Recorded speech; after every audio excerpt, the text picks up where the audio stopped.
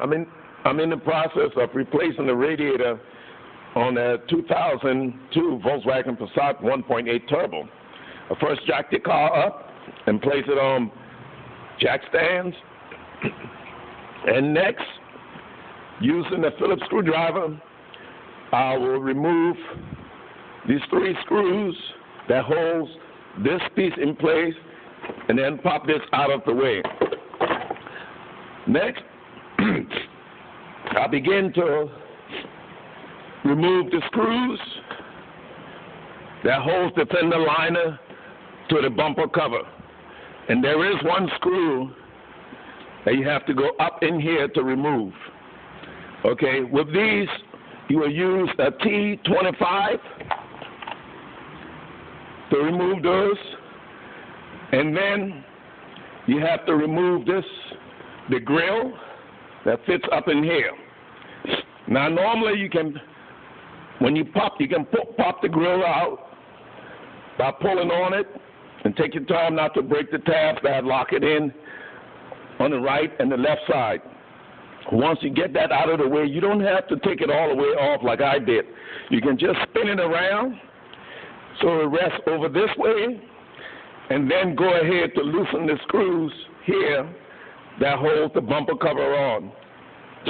And there is one up here on this side and one on this side. For those, we use a T27. 27 is a little bit small for that size, but it will open it. I believe it'll probably be a 29 or 30. After that, I pop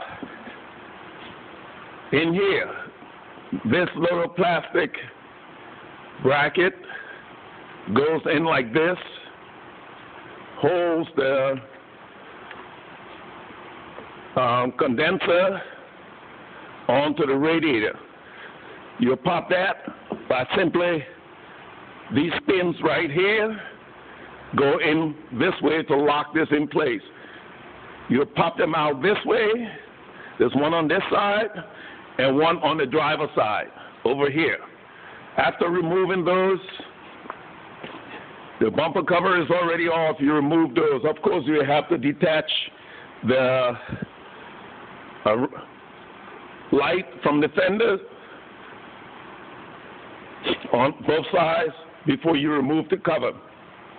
Once that removed, and these, there's also 2 screws up top, one here and one here, that holds this whole attachment to the fender area. Okay, one on this side and one on that side. Then this whole fixture will come forward a little bit.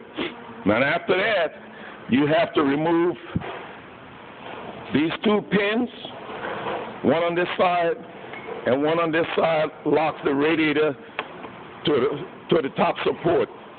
To remove them, you will need a small flathead screwdriver to press the little tab up in here and then pop the pin out. The 2 pins. And that will free the radiator from the upper support. Next, we're going to disconnect the top radiator hose by using a pair of vice grips or a tool that's made for that purpose. Looks like this. After removing that, we're next going to remove this screw from here, which is a T27 also. Removing that, and also removing another one from down in here and over here. And then we can pull this piece off. Get it out of the way. And there are 2 Phillips screws that holds this piece right here on, one on each side. One here, take this off,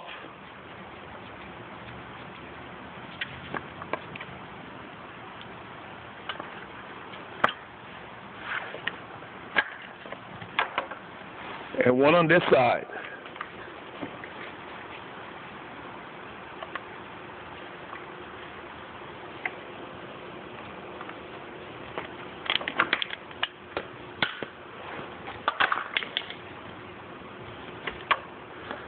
Okay, there is one on the bottom also, but I'm going to leave that one in there for now. Now, with that bracket loose and this bracket loose, this whole assembly can move forward, begin to move forward. Remember, the two coolant, the lines for the transmission fluid are attached to the radiator in the back. So those have to be disconnected. After removing this piece out of the way, again, it's only held on by one screw up here. You have to thread it out of the way from around this pipe over here. Try not to break it. You can fish it out around the pipe. If you can, like I cannot get this screw out. I've been turning it for a while. Obviously, it's stripped. So normally you move this piece out of the way so you can get easier access to the radiator. So I'm just going to let this hang here for a minute while I go up here and lift the condenser out of the way. To lift that condenser, you grab it on both sides, on this side and the other side, because I am using one hand to videotape this. I won't be able to show you effectively, but let me try and grab it from the top. It's held in there by a bracket here and a bracket here. It simply drops down into that bracket. So you lift up like that. I'm going to go over the other side and lift that out.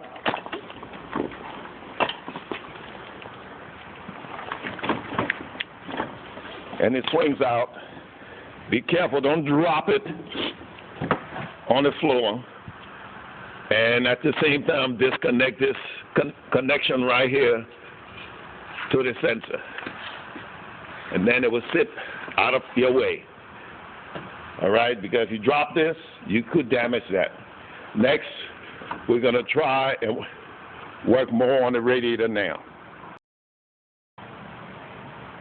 Okay, now, in order to pull the radiator out through the front, we have to take this upper hose completely off by using a flathead screwdriver. There's a spring on the top of the hose where it connects to the radiator.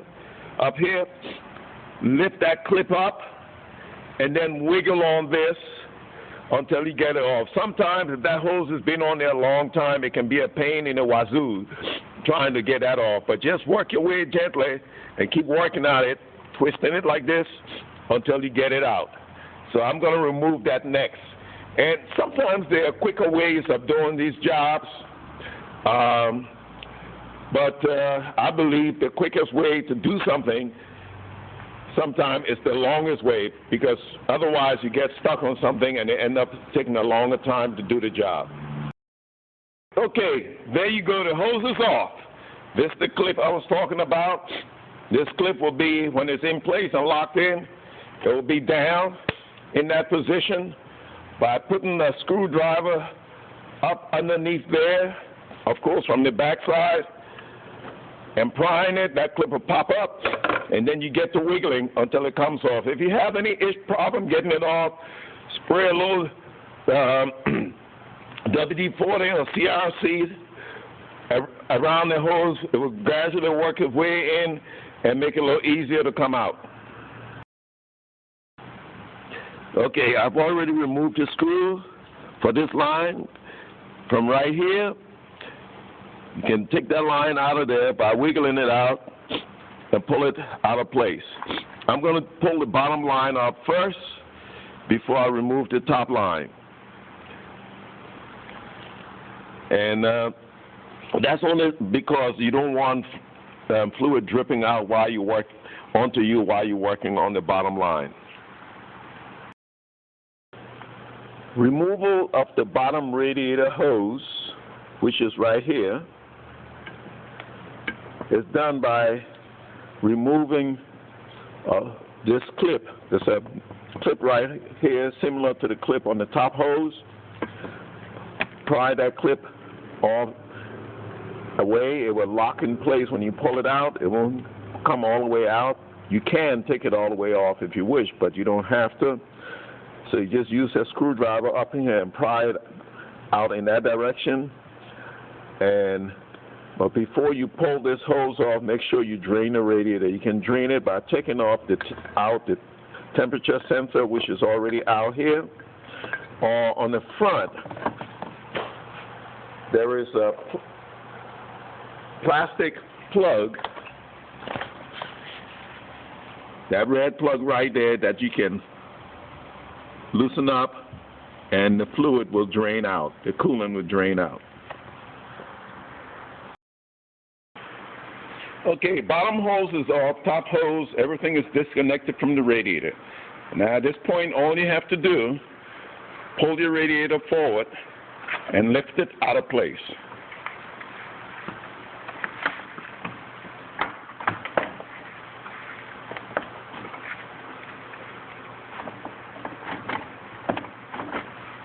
Again, I'm working with one hand, so I'm having a little difficulty here. But there you go, radiator is out. Okay, the problem, this radiator was clogged up. And it had some leaks also.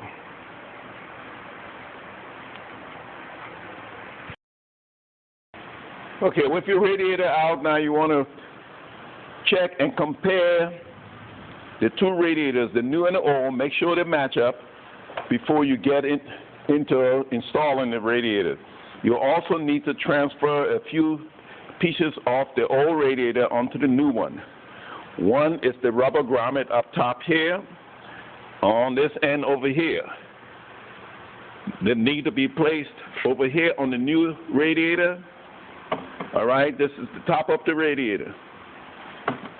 And also, you would need to transfer this a little plastic rubbery piece on the bottom here of the old radiator. You need to transfer onto the new one. All right? And once you do that, you can begin to install your radiator. Also check the O-ring that go around the transmission line. Replace them if necessary. Very rarely do you need to replace them. All right, but check the condition of them before you go to putting the radiator in, because it's easier to replace them with the radiator out. All right, I failed to mention there's another one of these strips that go on the top that you have to take off the old radiator and transfer it to the top of the new one. That's top outside. The bottom goes on bottom inside. Okay? And a little rubber grommet or mount will only go on one way. The nipple faces in towards this inside of the radiator. So it goes on like this. All right? And similar, the other side is put on the same way.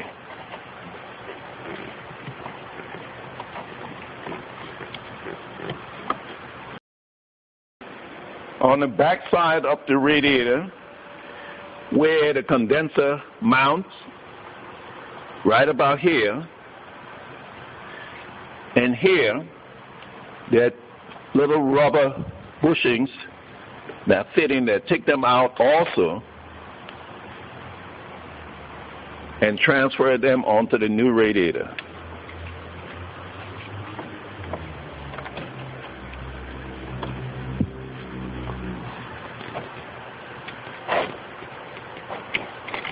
Just press them into place.